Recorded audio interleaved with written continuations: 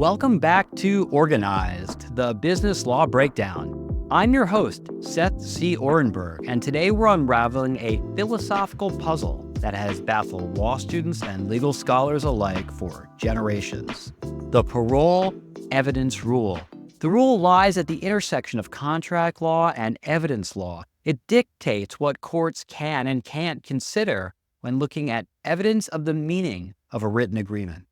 Imagine you just signed a contract, but later on you realize that something you and the other party discussed wasn't included in the document you signed. Can you still bring up that earlier conversation in court? Or is the written agreement the final word? The parole evidence rule forces us to ask, when does the writing stand alone? And when can outside evidence change the rules of the contract game?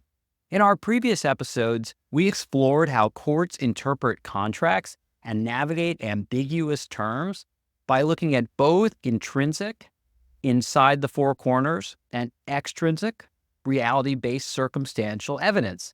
Today, we're moving into a deeper, more complex area known as the parole evidence rule. It's a doctrine that controls whether earlier agreements or negotiations can be used to interpret, alter, or even contradict the terms of a written contract.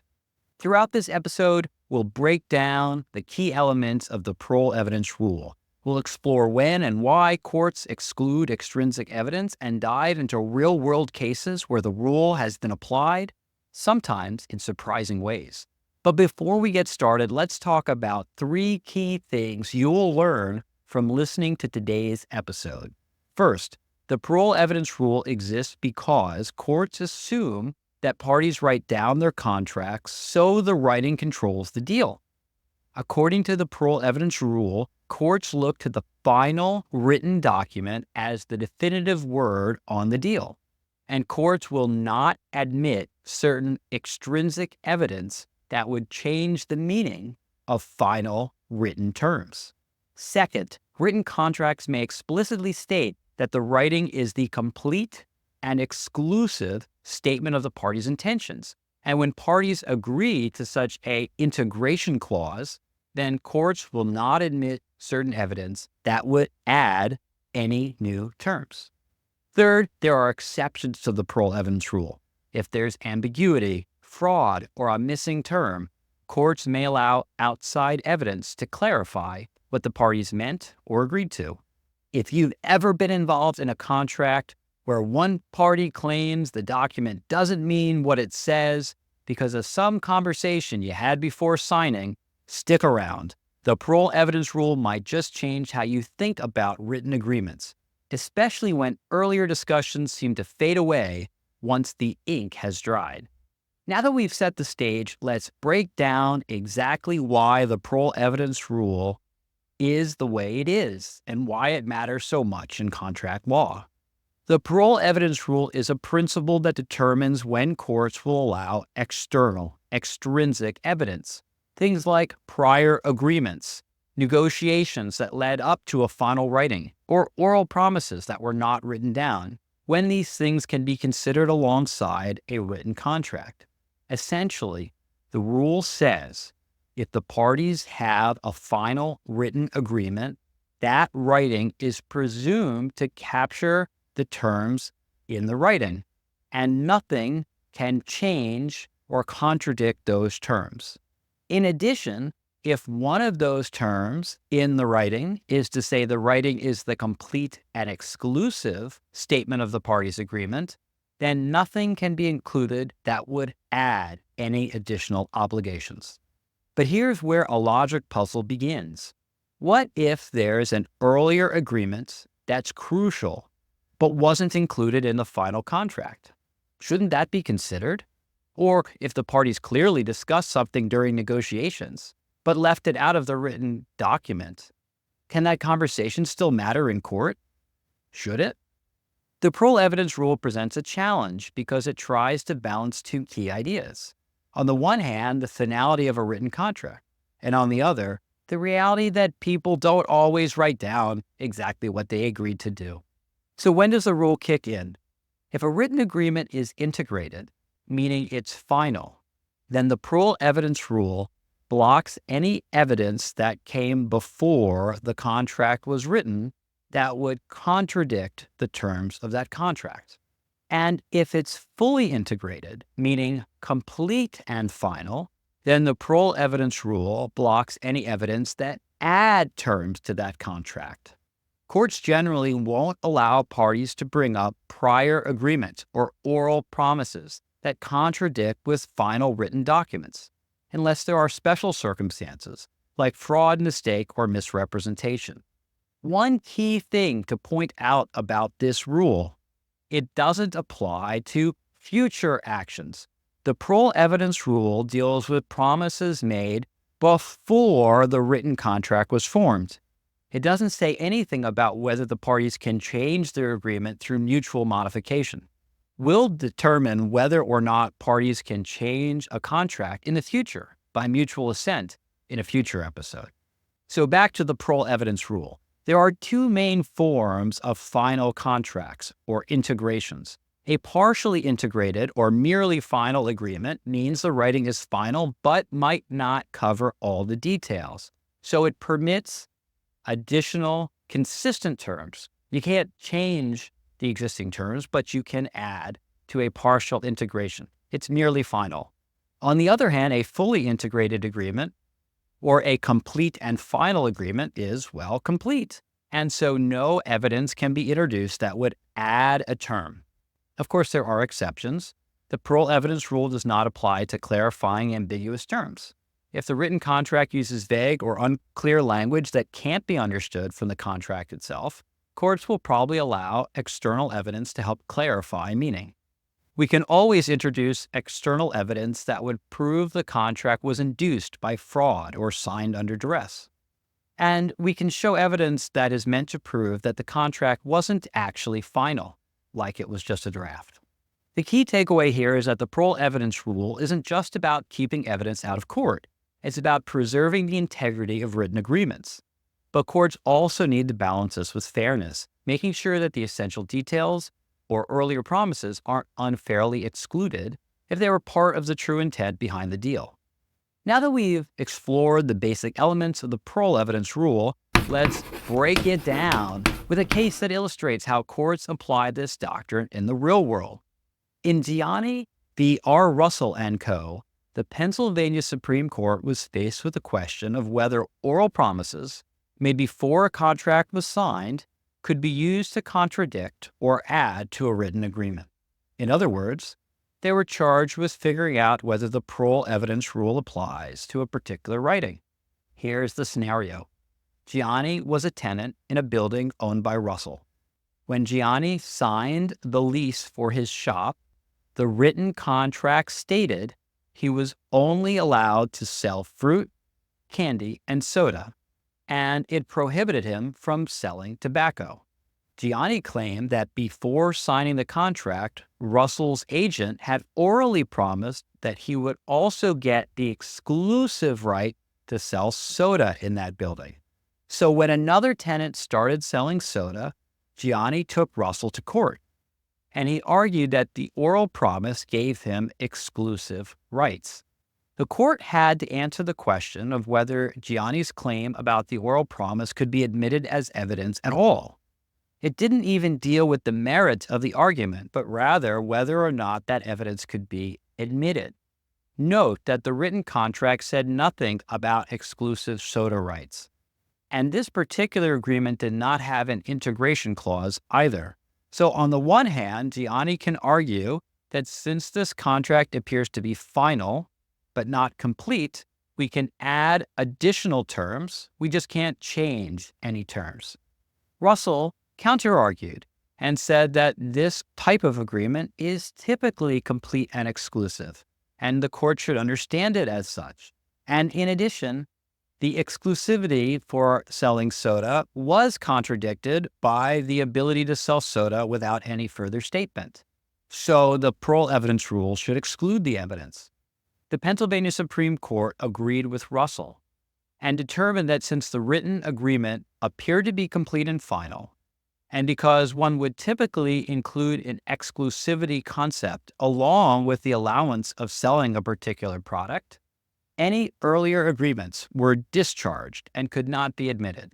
Therefore, Gianni did not have the exclusive right to sell soda.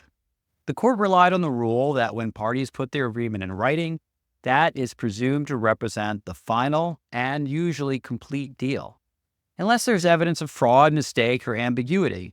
Since the lease agreement was clear and looked pretty complete based on its overall terms, the court determined that it guided not only what Gianni could or couldn't sell, but whether there were or were not any exclusive rights. The court ruled the oral promise was inadmissible under the Parol evidence rule. Gianni v. Russell is a textbook case showing how courts enforce the Parol evidence rule. And the lesson here is that once a contract's written, it's difficult to change the terms with evidence of prior discussions. If you were able to do that easily, it would defeat the purpose of having a writing. And so, the courts will generally prefer to honor what is written in the contract and not what one or the other party says was claimed previously. Now that we've seen how the Parol evidence rule operates in a real case, let's discuss a what if. Imagine you're negotiating a contract to purchase a custom-made piece of machinery. During your discussions, the seller promises that the machine will come with a specific function that's crucial to your business. However, when the contract is finalized and signed, that feature isn't mentioned in the written agreement. If it turns out the machine lacks the feature, can you sue? Can you rely on the earlier conversation to enforce the promise? Under the Parol evidence rule, the general answer is no. If the written agreement is deemed to be integrated, then it's the final statement of the party's terms. And in general, the intention of having a writing is to be exclusive as well, to be fully integrated. And many courts will look at a final agreement and infer that it's also meant to be complete and exclusive. Now, not all courts will infer this.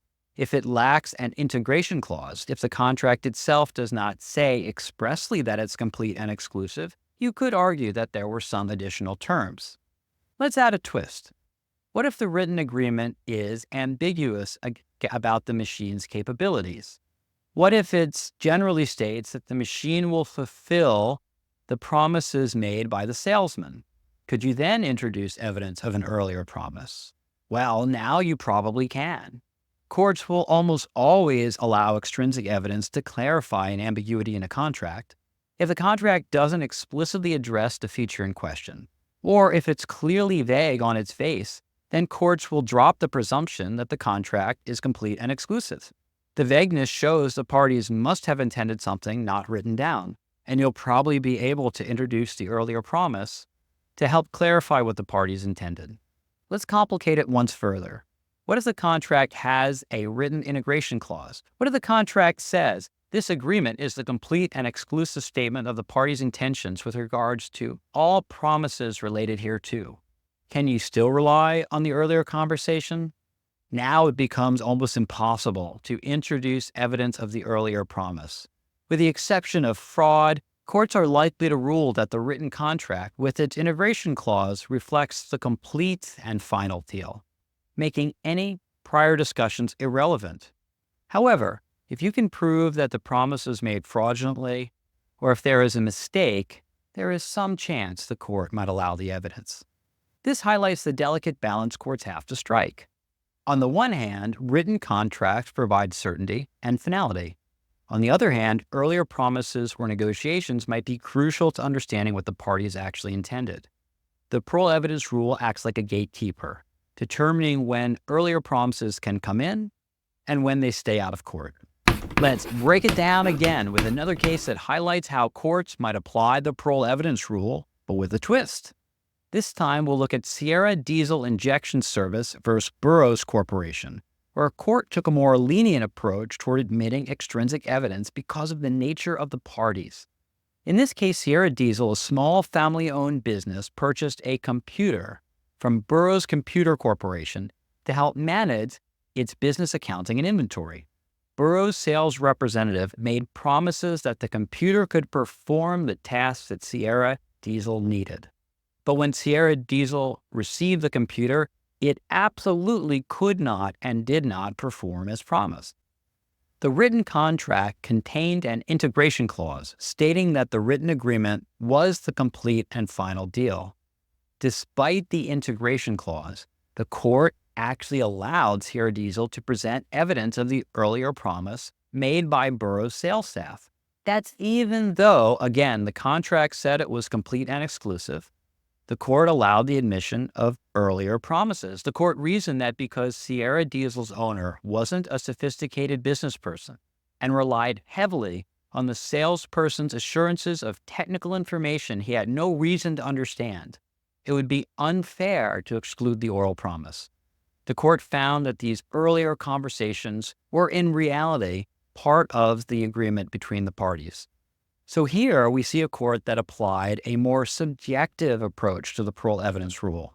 So rather than strictly excluding an oral promise, the courts considered the context, in particular the imbalance of knowledge and power between the parties, and the fact that the buyer had no reason to believe the computer wouldn't perform as promised, and no reason to understand the tech specs included in the deal. Sierra Diesel demonstrates that the parole evidence rule isn't always applied rigidly. Courts are able to use equity. Courts may be willing to admit extrinsic evidence when fairness requires it, especially if there's a power imbalance between the parties, or if excluding the evidence would lead to an unjust outcome. So as you can see, while the parole evidence rule aims to preserve the integrity of written agreements, courts sometimes take a more flexible approach depending on their circumstances. Now let's take a look at how the parole evidence rule shows up in pop culture. Believe it or not, this seemingly complex legal doctrine has its place in some of our favorite TV shows and movies. In The Simpsons, there's an episode where Homer buys a trampoline from a shady salesman. Homer asks for a guarantee that the trampoline is safe, and the salesman casually waves him off and says, "Oh, it's perfectly safe." When the trampoline causes injury and havoc, Homer tries to return it, but the salesman points to the signed contract, which, of course, includes no mention of a guarantee and even has a no returns clause. This is a classic example of how the parole evidence rule might play out. Homer's earlier conversation about safety is excluded, and the written contract stands as the final word, at least according to the objective form of the parole evidence rule. By the way, if you ever are advising Homer Simpson on a matter like this, you might point out that trampolines are goods because they're movable and identifiable at the time of sale. And goods come with implied warranties of merchantability and fitness for a particular purpose under the Uniform Commercial Code. So warranties might give Homer some claim in the case. In real life, courts might exclude that the perfectly safe assurance is excluded under the parole evidence rule. But again, as we saw in Sierra Diesel, it's possible that courts would not allow the salesman's slick promise to get them out of the contract where they sold the defective product. In the Suits episode called Bailout, Mike Ross faces a classic parole evidence dilemma as well. Here's the setup. Mike represents a client with a seemingly straightforward written contract. However, during negotiations, the other party's representative made verbal promises about additional support and financial backing. These oral assurances were crucial to Mike's client agreeing to the deal, but, of course, they weren't included in the final written contract. So when the client tries to enforce these promises, Harvey Specter steps in to school Mike on the parole evidence rule. Harvey points out that courts typically won't consider these prior oral statements if they contradict or add to the final written contract. The contract on paper is supposed to be the definitive record, making the verbal promises legally irrelevant, unless an exception applies, like fraud or ambiguity. The drama unfolds as Mike searches for a way to bring these verbal promises into play, learning the hard way that without an exception to the parole evidence rule, what's written is often all that counts. This episode highlights the tension in contract law between honoring the written word and recognizing the realities of negotiation in business. So whether it's Homer's trampoline disaster or the intense negotiation on Suits, the parole evidence rule makes its mark in pop culture by showing how written contracts can override earlier promises and how tricky it can be to navigate around this rule when things go wrong. Let's wrap up today's episode with a quick recap. So what did we learn today? The parole evidence rule is all about what gets to be part of the contract story. Once you put your agreement in writing, courts tend to take that writing as the final word. Earlier discussions, promises, side deals, they might just get shut out of court if they conflict with the written document, or if they add a term to a complete and exclusive written document. But as always with law, there are exceptions, whether it's ambiguity, a case of fraud, or a more subjective approach to contract fairness. When we looked at Gianni v. R. Russell & Co., we saw how courts can strictly apply the rule, keeping out of evidence those, oh, by the way, promises. And then we turned to Sierra Diesel to show that sometimes, when fairness requires, courts will crack the door open just a bit for extrinsic evidence. The real puzzle of the parole evidence rule is knowing when that door stays closed and when it opens. Sometimes it's clear, sometimes it's not.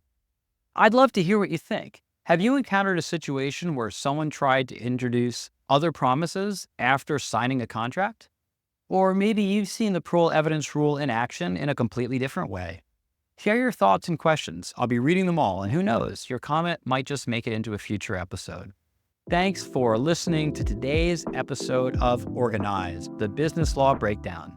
I'm Seth C. Oranburg, and I thank you for puzzling through the parole evidence rule with me today. I hope you found this lesson informative and helpful. And remember, until next time, keep your agreements strong and your arguments stronger.